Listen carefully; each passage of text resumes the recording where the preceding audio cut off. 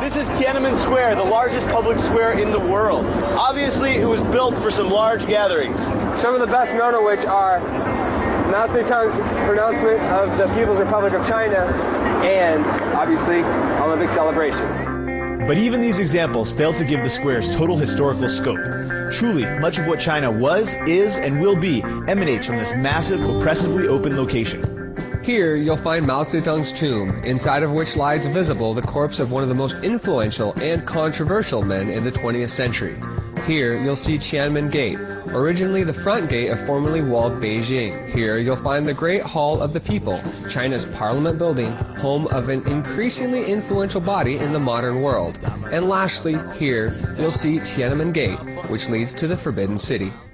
The Forbidden City begins just beyond the Tiananmen Gate at the Meridian Gate.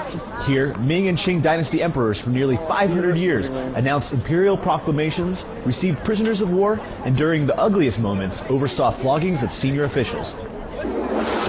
The Forbidden City feels pretty empty, but that's only because it's so vast. It's the largest palace in the world. Many of the side halls present artifacts reflecting the palaces in China's history. Part of the pleasure of exploring the Forbidden City is discovering these dozens upon dozens of exhibits throughout the palace. Exhibits aside, just sprinting from one end of the palace to the other exhausts you. The emperors lived and played in the northern end of the Forbidden City. Although still extensive, here the grounds shrink to reasonable and forested courtyards. Imagine wearing silk robes and being surrounded by eunuchs and concubines, and you basically get the picture. One of the best ways to appreciate the Forbidden City is to rise above it. Jingshan Hill overlooks the Forbidden City from the north.